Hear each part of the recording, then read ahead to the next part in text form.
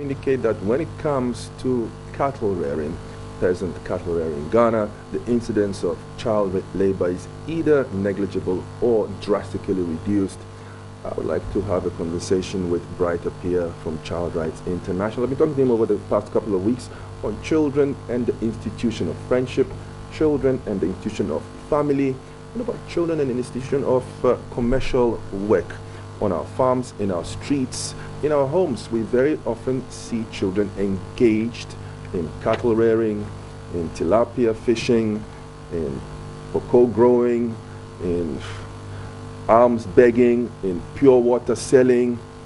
Children seem to be a ready source of free labor with no rights attached to it whatsoever, or responsibilities from those that put them into employment, which sometimes involves very precarious or hazardous situations. It even goes as far as engaging children in the alcohol trade business and in commercial sex. Now, what does it all mean, and what rights do children have? Who should express consent on whose behalf? If your parent decides to put you to work, what rights would you have as a child, or did you have as a child, to either say yes or no, and what are the consequences that come with knowing that choice and exercising it? Good morning and welcome, Bright. And I'd like to once again say thank you for coming and invite everyone who is joining us to participate in this conversation on children in jobs, not youth in jobs, children in jobs, via our page on Facebook. It's TV3 Space Sunrise, and you'll recognize it by that S logo. Okay, right. What rights do children have to say no to anyone that asks them to engage in any kind of commercial or productive enterprise? Yeah, the children have a right to opinion, so that no, not opinion, to say no. A child, someone below the age of 18, gets asked by their parent or their relative or even a senior to engage in any kind of commercial or productive activity, farming, selling, what have you, cleaning, something that you know the job giver is going to get some commercial revenue from. Can a child say no? Yes, of course. Then that also depends on how they look at issues, because yes and no is a discretionary power of the child to decide. Because how does the law look at this issue? The law look at it from different perspectives when it comes to employment, and even when a child wants to go into apprenticeship, or you'd want to engage a child in certain activities. The child can decide to say no, and even the law itself can also place a limitation on the extent to which the child can even say no. Okay, if the child says yes, does it make it legal? In certain circumstances, if it becomes a necessary, if it becomes something beneficial to the child, if the child is going to own a property out of it, then of course the law can legitimate that yes to the work, the kind of work that the child is going to be engaged, and that is purely based on contract between a person and then a child.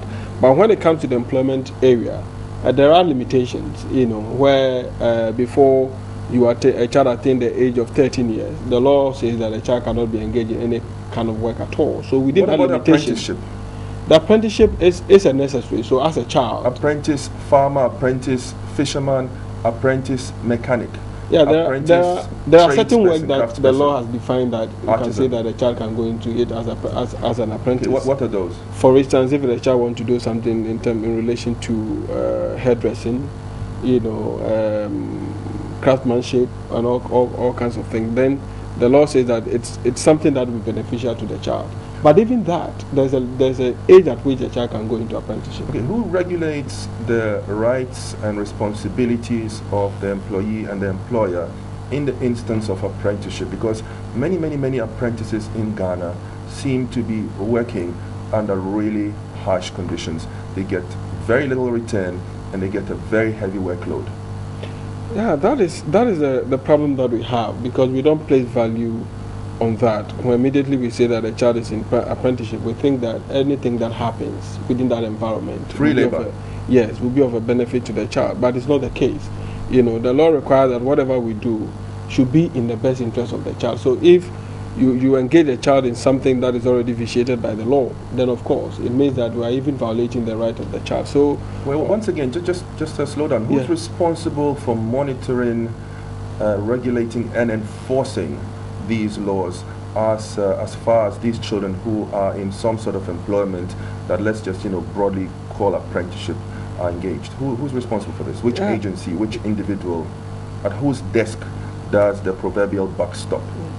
If you look at the responsibility that will be given to certain institutions by the law, it's supposed to be done by social welfare. And I'm saying that's supposed to be done by social welfare because we don't really see the effect of their work when it comes to apprenticeship, and then when children are even working in people's homes and all that. So when it comes to the institutions and in terms of the responsibility, it is social welfare. The Department of Social Welfare. The social welfare system must take charge of that. Do they? It's a question that we need to ask ourselves whether indeed they are doing that. And to my best of the work that they've done so far, I don't think that they've been very effective in that area, because people seem to think that when a child comes to you that they want to learn something from you, they think that it is a privilege for them to get that. So they don't even value the existence of the child in that kind of contract that they've entered into, But as a child in Ghana, the state also owes you some level of responsibility in terms of how they can also ensure your welfare in any environment that you find yourself in, and that's supposed to be monitored by the social welfare system. But we don't see that effect. Child labor in Ghana. If you just type that into the ever popular Google search field, you'd come up amongst others with photographs of children laboring on farms. Now I can just see this looks like a cocoa farm, and looking further you can see children in hazardous fishing situations. Are all those called apprenticeships? Would you categorize those as apprenticeships? No, it's quite different from that. Apprenticeship is something that would be of a beneficial to the child. So employment cannot necessarily be an apprenticeship in the eye of the law, because if you give work to a child to do, there are benefits that goes with it, and the law have also placed a limitation as to the age that you can engage a child. So all these things are there. So there's a clear distinction between employing a child to do certain type of work, and also letting a child to benefit from a certain trade or a skill that a child would acquire that would be beneficial to him or her. So there's a clear distinction with that. And then when it comes to the apprenticeship, for instance, a child can only go into apprenticeship in Ghana at the age of 15 years. If a child from the age of 15 years, a child can go into apprenticeship. And I think that there's a scientific understanding of that so far as the law is concerned, because of the kind of things that we normally engage children in when it comes to apprenticeship.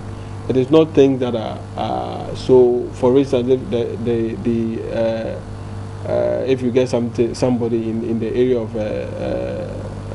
fitting, is it mechanics? The mechanics, it is not a small job there. The car mechanics. Exactly, and all that. You very often see very young boys, accepted as apprentices with mechanics as young as 12, 13, 11, 12, 13, 14, sometimes younger, and in some instances a bit older, but still under the age of 18.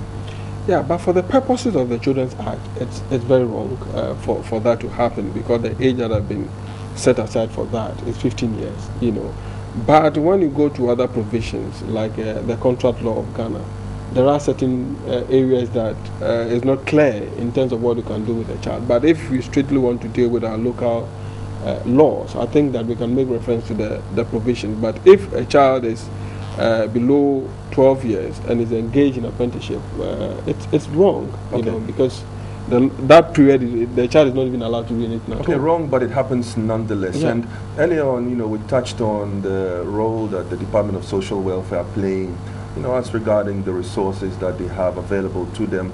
Looking at the figures, the Ghana Statistical Service, as far back as 2001, conducted a survey that they called the Ghana Child Labor Survey. Mm-hmm. The results were published in 2003, and it revealed that 39%, over a third, nearly 40% of the estimated population of 6.3 million children in Ghana at that time were engaged in economic activities. We're talking about children between the ages of 5, as young as 5 to 17.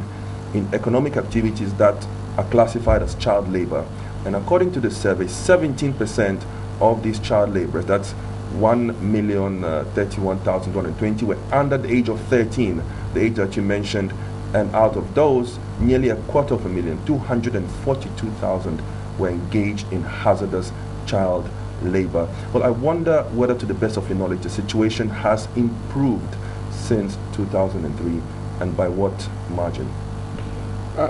In certain areas, you see government putting certain interventions to address the issues.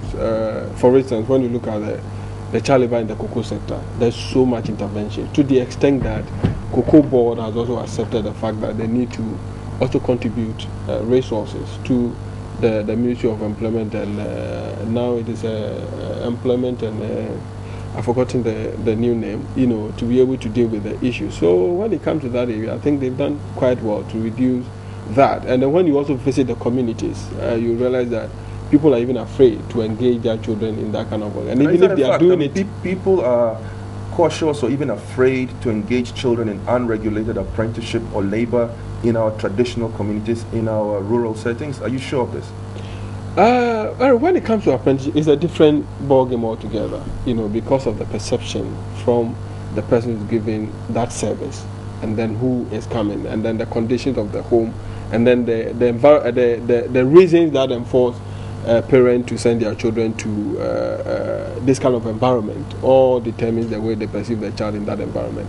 But work quietly is different from that. So in the cocoa sector, that is what we have experienced. But when you go to the fishing sector, it's very terrible, because of the condition.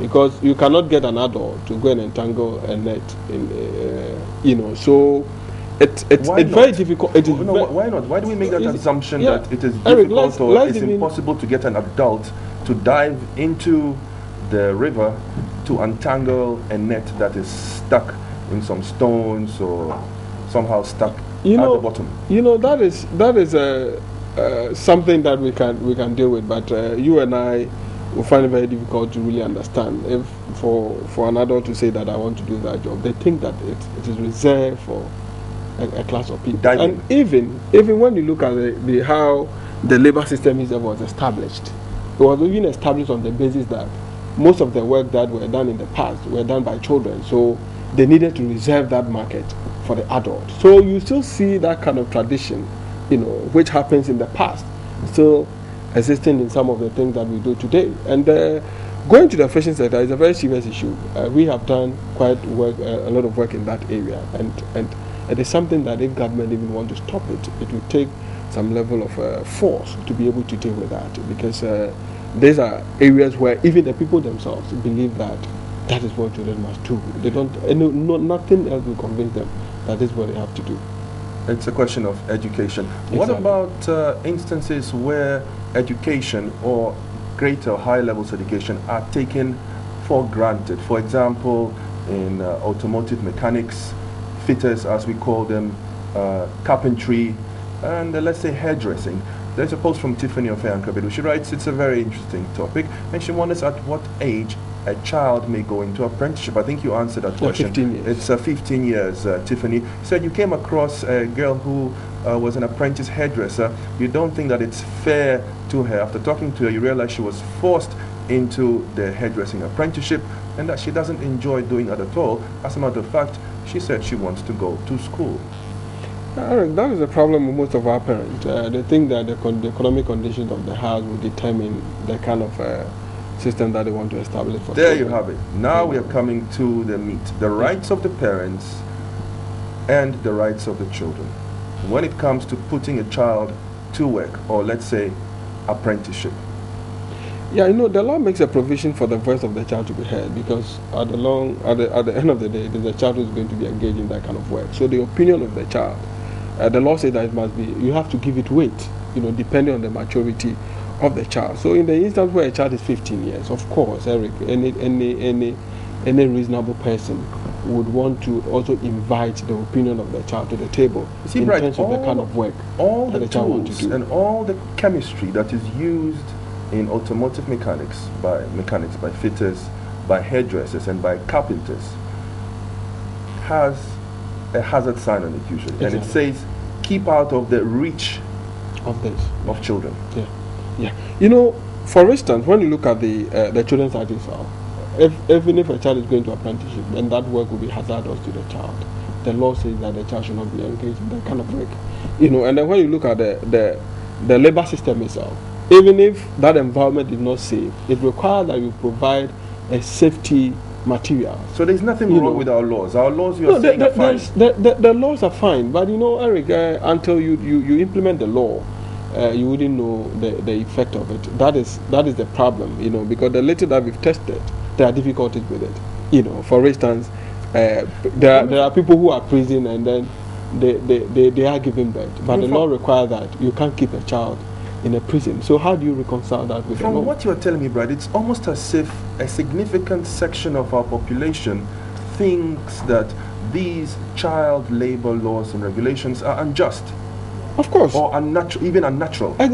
Eric, even Parliament, even in 2004, debated about this, and they felt that there is nothing wrong with a child engaging in all kinds of work until a condition was placed for that demand to be realized that there's a need for us to save the labor market for the adult. You know, so it's a cultural thing that we are dealing with, and I think that let's give children the place so that they can grow better. Research has confirmed that when you give a child from 0 to 15 years and you build a child within the educational system, there's a high possibility that that child will grow to become somebody who can even handle your cocoa farm very well.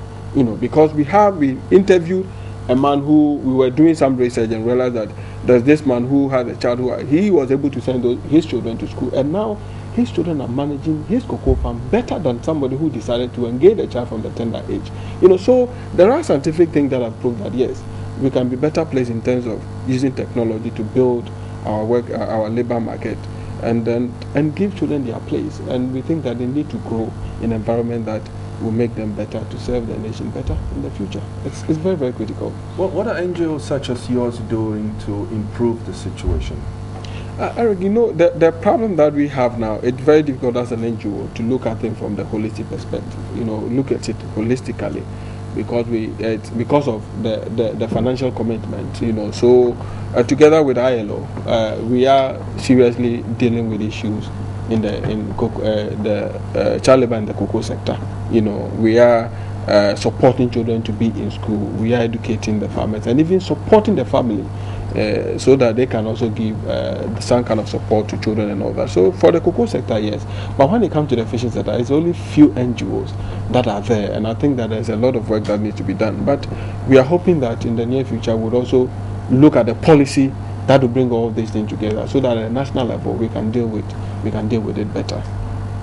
Thank you very much. I've been talking to Bright Appiah from Child Rights International on the topic of child employment, what we call child labor, how to distinguish between what's acceptable and what is not. Is it okay for a child to help out on a farm during holidays? Well, apparently that is, within the parameters of what is allowed. However, if the job that the child is engaged in exposes them to risk or prevents them from being in school and developing their potential to the fullest, then it is certainly illegal. I've been looking at the information available on the ghana.gov.gh website, eliminating the worst forms of child labor in Ghana by 2016. Can government reach the goal? More interesting, can we as a nation, as individuals, reach that goal? And what are we doing in an individual capacity to contribute to us reaching it ahead of time, or perhaps even helping others to reach it? Well, I haven't had the opportunity to look at what is going on around us, but if you have any thoughts and comments on this clearly important topic, just post them to the TV3 Sunrise page.